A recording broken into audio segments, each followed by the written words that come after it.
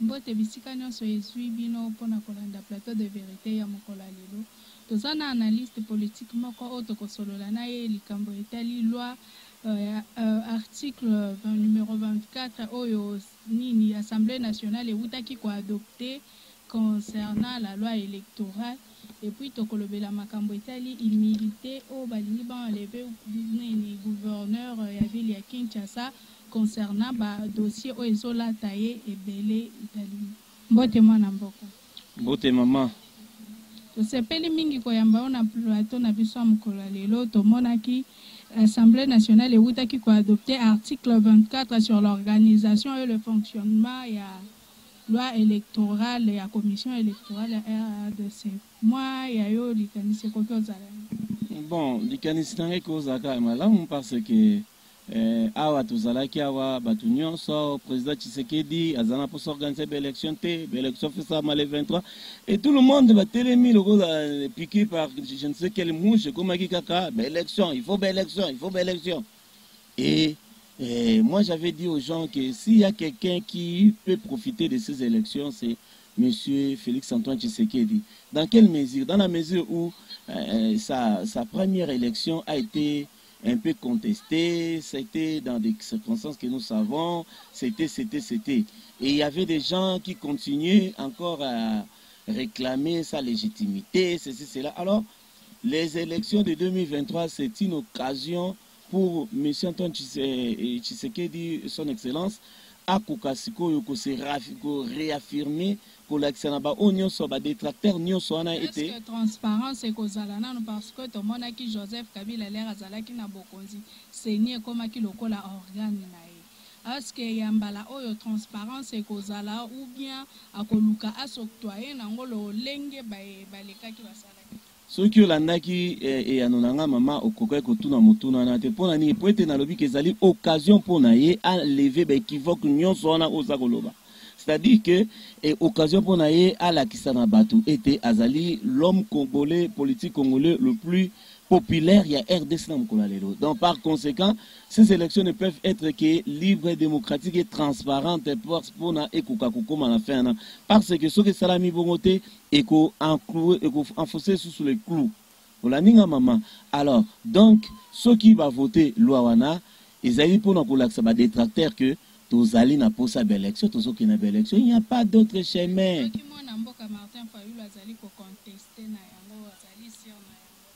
Bon, nalanda ki président Kyungu wa Kumwanza mbote mingi pa na ye alobaki ke wana za rebelle. Nalobi nalanda ki président Kyungu.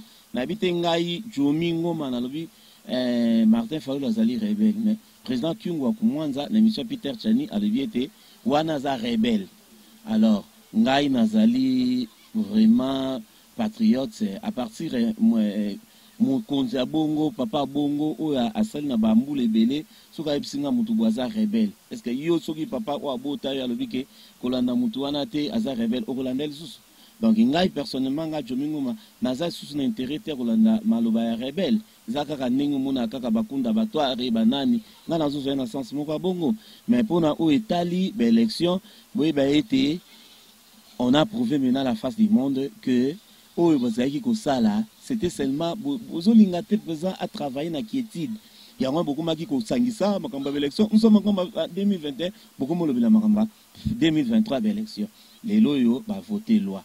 Pendant l'aksaki, bon siko tozai ko kende pe bato ya Congo bazana mémoire moko courte. Au moni 2006 on va voter président entre guillemets va voter monsieur Ote Kotanga ex-président ou président honoraire. Na 2011, alobaki la machine est en marche. Na yebisabino va poser que la nabiso. Na mo canabiso en Afrique, c'est difficile pour président ou azali en place à faire organiser des élections peut échouer nango. Que yemo kaza candidat. Dauphin n'a été meilleur mo kaza passe pour na bambo canabiso président de la République azali ko la star.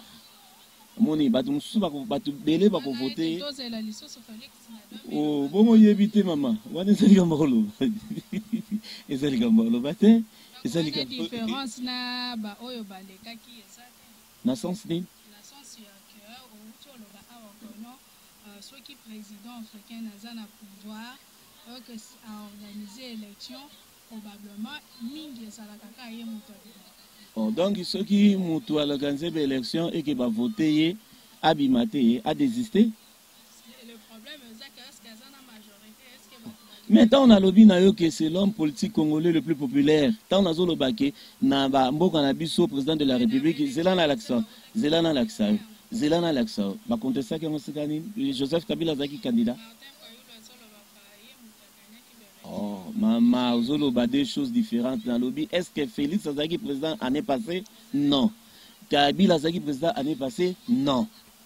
Nazolo ba qui tant président au hasard en place à organiser l'élection, ils allaient difficile pour aller à zoiter pour la nini parce que na ba mboka na biso ba Afrique président de la République aza star il ngiro ba nini ngolo ba ke atokena ba fin fond kuna mboka ba yebi mais soko ke na ba fin fond tuni bon Martin Fayulu ba tuni eza komba lipa to komanguba ba yebi ete fo yana Kinshasa to isika ba tumoko nini po baloba na ka Martin Fayulu yende nani kingwa kumanza ba kaza rebelle mutu musaka Martin Fayulu rebelle ozomona mutu mususa yo kika koma Martin Fayulu kana émission na dona mutu na yebi kaka Martin Fayulu rebelle ozomona. Alors, tant qu'on a été na l'élection dans le biais ezali occasion président à asseoir psycho légitimité naïe. Pourquoi? Parce que il va gagner haut la main, il va gagner haut la main. Ezali te ki wa koluka triquer ça là rien.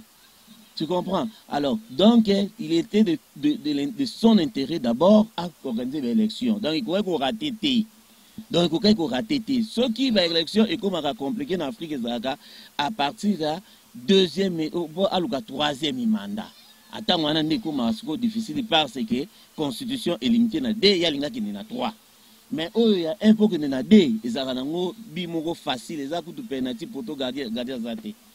Dans le lengema Namboka, Joseph Kabila Wazali, président honoraire, a organisé à l'Obaki de l'élection, a biso kozala organisé purement par les Congolais et même donc yambala oyo toze la biso moko pe to ko organiser ngo pe kozala élection moko transparent. Vraiment ko sala ka mingi rapprochement entre Félix Tshisekedi na Joseph Kabila. Ko saka rapprochement na l'accent pour nani. Tango Félix Tshisekedi ayebi nakanisi bino moboyebi atamboli ba mboka nyonso ya mokili pona olaksaka maintenant le Congo est ouvert. Le Congo est ouvert au monde. Donc on n'a aucun intérêt que tout ça la belle élection moko maison. Tout ça la belle élection maison te. Naza sur na belle élection au observateur étranger bakozala. Bakozala wana Union européenne kozala, États-Unis kozala, petan mutu oya a gagné et kozala na ba contestation mingi te. Pour ceux qui gagné au discuter biso moto ye la yo penza liste tout là au moni na bureau boye ozwaki 1, na bureau boye ozwaki 2 yo bimisa yo. Donc les amis étaient au outil ko leka o ezala ki ke bazo ko encadrer yango de façon que ba te o ezala ngo ezala simple. Mais pour na ko zongela o to lobaki wana ke pour ngai ndenge ba voter loi électorale c'est la meilleure des choses pour na ko l'accepter na ba détracteur que oyo bino bokanisaka yango te za na mutu ya président de la République. Banti bauti kolanda malgré ba makambo makasi komeli biso coronavirus après nini catastrophe uto salema na ngambo ya Goma président ya mboka na biso alakisi biso ko aza mobali ya nguya malgré ça l'élection ko salema en bonne et due forme totika makambo etali loi électorale tokende na ngambo hôtel de ville toutaki koyoka kwa cour de cassation ezo benga mwana mboka Gentini Ngobila pour akende ko répondre na ba acte na ye mais jusque là ba député bazo umisa pona kolongola ye immunité na ye moi ya yolikanise ko kozala. Bon, kolobete bazo umisa na éviter ceux qui va umisi est-ce que la demande leur a été déjà formulée, est-ce qu'on a déjà fixé la plénière, je ne sais pas encore, mais moi je pense que aller dire que Bazo Mina c'est aller vite en besogne. Sauf que l'on a enseigné que l'on a été, n'a dit que bah député n'a pas côté diversité. Pourquoi? Parce que monsieur Mike Mukebay, tant bassin qui va lever immunité naïe, en tout cas, et qui n'a comme sur des roulettes. Et pourtant il n'y avait pas péril dans la demeure, il n'y avait pas mort d'homme. Tandis que oh il y a Gentini Ngobila, excellence le gouverneur, il y a péril à la demeure parce qu'il y a eu mort d'homme, bah doit koufa. Et c'est le peuple n'a pas la vérité. Donc moi je pense que les députés, ceux qui vont vraiment élus du peuple, vont tergiverser à ta moquette. Les jours où bah côté ici demande, le lendemain, ceux qui vont siéger, bah lever l'immunité naïe. Pour lever l'immunité naïe, ils allaient diminuer. Au contraire, ils allaient faire cette occasion pour une fois à éclairer ce que la population bah y bah été. Ah, makambo tozali ko kanisela ye ezalaki bongo te. Makambo tozali ko kanisa ezali bongo. Donc c'est un peu ça. Donc ezali te ke kozwango na sens moko péjoratif. Tozwango na sens nango ya normal pour na komona ete ko lever ba immunité ezali d'abord pour avantage ya muntu o ba fundi ye. Eza kwa yo lelo so ba fundi yo et que to tiki yo to ke ndiko samba. Omote ke to tika na eloko mwa mabe na mutu na biso. Mais surtout, tu as occasion de s'exprimer. Monique, on peut élever l'équivoque au cas où on est innocent. Donc, nani nabiso, député provincial nabiso, en tout cas, pour tergiverser, pour lever l'immunité le plus tôt possible pour que monsieur le gouverneur a comparaître devant son juge naturel qui est le juge de la cassation à Samba pour éclairer biso makambeleka ki ndenge nini, d'autant plus qu'Azaki acteur majeur na makambo salamaki na Yumbi. Donc voilà ce que moi je peux dire. Président naina le président Tingi nzoka président Tinga Salonga, le pasteur Godé Poi, en tout cas la kisabiso était aux allées pasteurs, aux allées mobate na vampate, aux obate la vampate ya Kinshasa, soki lou azali na kati oko linga soit au livrier, soit au laksabiso, soki va latisie kaka pour soit lou na kati za na MM, topé azali lou ya solo. Donc bo lever ba immunité pour que monsieur Gentini Ngobila akende ko comparaître pour vérité et éclater. Voilà. Merci mingi na banzi bo uti ko landa mona mboka. Ezalaki le DCG tozalaki nango mposa ya kodévelopper mokolo ya lelo mpo bayimboka ebele batunaki biso bakestion na boye tokomi na suka émission na biso mwa liloba suka okoki oyebisa bakongolais. Et puis moi question moko divers concernant état de siège lolenge nini état de siège ezokotambolela mpo bayimboka ebele bala bayeba na kososola lolenge nini. Bon, eloko ezali mabe na biso na Congo ezali tozwaka malheur ya population tosali yango fond de commerce na biso. Na lobi bongo mpona nini? Tango bato bazali kokufa na Beni, c'était tous les jours que les gens pouvaient se réveiller, balamuki, je suis béni, président, béni. Lelo oyo, bato bakufa soute na Beni, to monite mutumota, je suis FARDC, je suis cela, vandimien. Donc on moni quelque part, bato sitaki bakombwana, bango elengi na bango ezali peuple amonaka pasi pour bango bakokoza na discours.